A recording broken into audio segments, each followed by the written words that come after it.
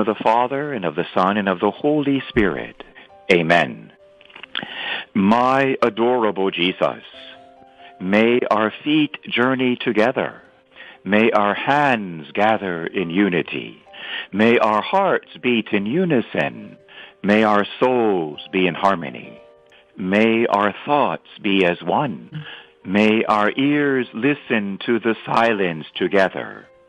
May our glances profoundly penetrate each other. May our lips pray together to gain mercy from the eternal Father. Amen. Body is the temple of the Holy Spirit and must be treated with respect. Now, it could be that the Lord is giving us a sign to remind us of this reality.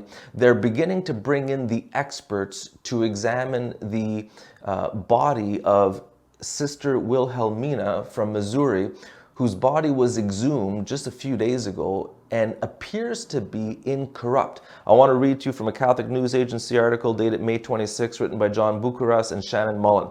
This is a very Catholic article, by the way. Only Catholics have articles like this that we read, and for us it's, kind of, yeah, that's interesting. The phenomena of saints having some saints, their bodies being incorrupt, is a reality in the Catholic Church. There's whole books written about it, the incorruptibles. I've done videos on saints whose bodies were found to be incorrupt. So for us as Catholics, we kind of have a bit of an understanding of this, but send this article to some of your atheist friends or even some of your Protestant friends. Say, hey, check this out. Isn't this interesting? We should do a little road trip to Missouri and check this out. See what they say. Anyways, if this proves to be true, it's still being investigated, but if it proves to be true, to me, it will be a significant sign for our time, especially in the American church, of just the reality of the Catholic faith.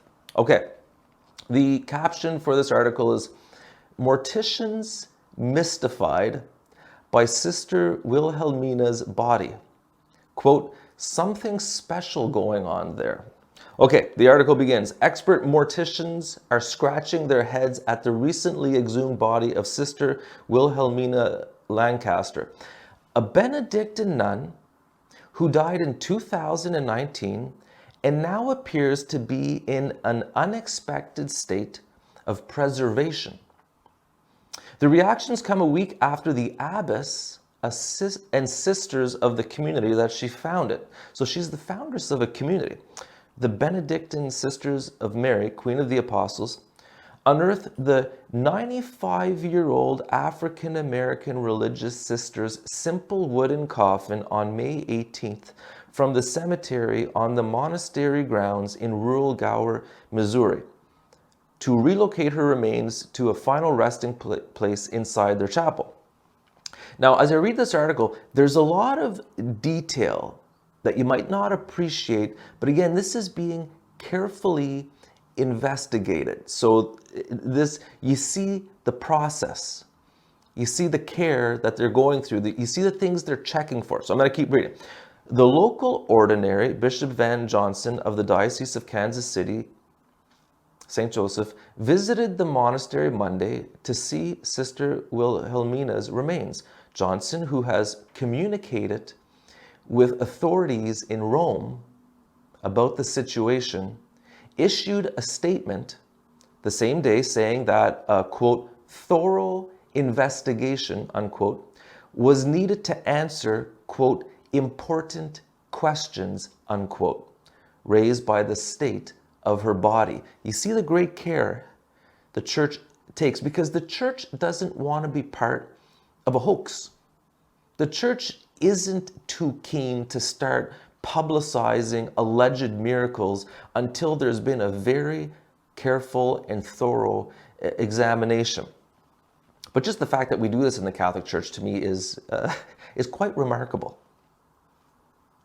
Jack Klein, owner of Hickson Klein Funeral Home in Gower, Missouri, who said he was present at Sister Wilhelmina's burial and issued her death certificate, confirmed for CNA that the religious sister's body was not embalmed and that the wooden coffin was not placed into an outer burial container. Klein said he, quote, can't understand unquote, how Sister Wilhelmina's unembalmed body is in the state it's currently in 4 years after her burial. And then they get into more details of what a body should be like after 4 years, all the different phenomena. Now her body is on display. There's no odor which would be expected, and so on.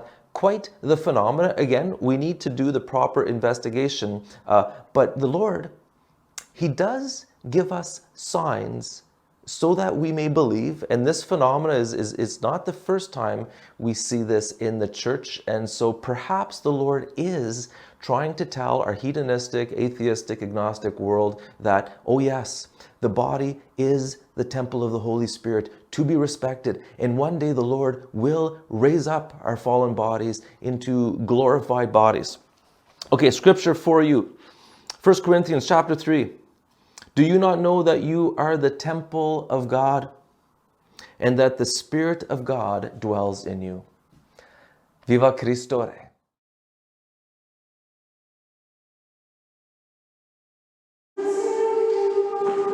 Tucked away in rural Missouri, the Benedictines of Mary, Queen of Apostles, live a hidden life. Their abbey typically filled with angelic sounds of either song or silence. But in these past few weeks, there's been a new buzzing ballad of excitement on their country grounds. We dropped everything to come here, changed all of our plans, booked a hotel immediately, and did not realize there's going to be this many people. Thousands of pilgrims and curious spectators rearranged their Memorial Day weekend plans and descended upon Gower, Missouri, to see the unearthed body of the late Sister Wilhelmina Lancaster, foundress of the Benedictines of Mary, Queen of Apostles. Wanted to be a part of this special thing that has happened. You look at her face, her facial features are just so perfect. Roughly 4 years after her death, the sisters exhumed their foundress's body on the feast of St. Louis de Montfort, so her remains could be reinterred in their church.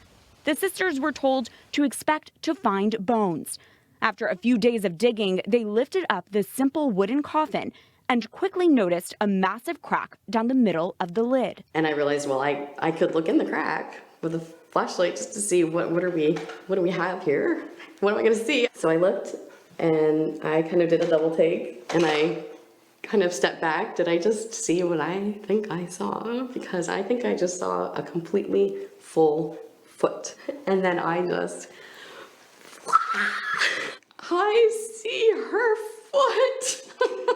The sisters say there was a layer of mold covering Sister Wilhelmina's body. It took about 2 weeks for them to gently and precisely clean. And when they did, what was hidden was now obvious. Sister Wilhelmina's body was remarkably preserved, including her habit. I mean, of course they were marveling at the body. I mean, we had a coroner here and physicians and yeah. But then it kind of got to the habit and they were just dumbfounded. This is not possible. 4 years in a wet coffin, broken in with all the dirt, all the bacteria, all the mildew, all the mold, completely intact, every thread. Word began to spread about the Missouri nun who was not embalmed, but appeared to be incorrupt. The people poured in. This is probably one lifetime experience that you'll be able to see one of God's miracles. This just gives us the proof to me that what I've been believing is real. I've never seen an incorrupt person in person. Travelers from both nearby and cross country waited in line under the hot Missouri summer sun to see Sister and touch her body. Sister Wilhelmina is now being kept in a glass display case where visitors can still see her. I think it's just beautiful to see such a holy person. Now that Sister Wilhelmina's body has been placed in a glass case here in the Abbey, visiting pilgrims are invited to take up to a teaspoon of dirt from her original gravesite. Bishop James Johnston of Kansas City St. Joseph issued a statement that no official church process has been initiated to determine if Sister Wilhelmina is a saint or worthy of veneration. He said it's understandable if people are driven by faith to see her mortal remains in remarkable condition, but cautioned that, quote, visitors should not touch or venerate her body or treat them as relics.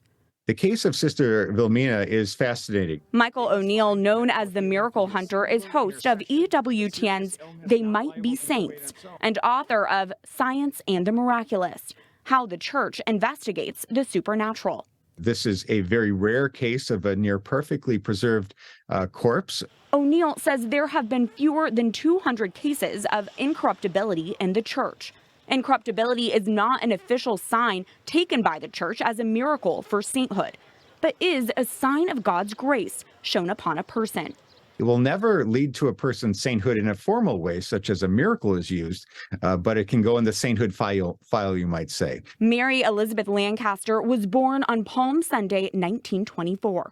She had a pious childhood and, according to her biography, had multiple mystical experiences as a little girl. She joined the Oblate Sisters of Providence in Baltimore as a young woman, taking on the name Wilhelmina when she made her vows. At 70 years old, Sister Wilhelmina founded the Benedictines of Mary, Queen of Apostles, in 1995, a constitutionally enclosed order with limited contact with guests and the outside world. The order is centered around St. Benedict's Ora et Labora, or prayer and work, and is best known for its chart-topping Gregorian chant albums. At the age of 95, after having lived 75 years under religious vows, Sister Wilhelmina died on the Vigil of the Ascension 2019. And now her hidden body and her hidden life is being shared with the world. The first word that comes to my mind is lovable. Oh, yes. Just lovable. In their first television news interview since Sister Wilhelmina's body was exhumed, Mother Abbess Cecilia Snell, the community's first abbess, and Sister Scholastica Radel tell us about their foundress, whom they knew for about the last 20 years of her life.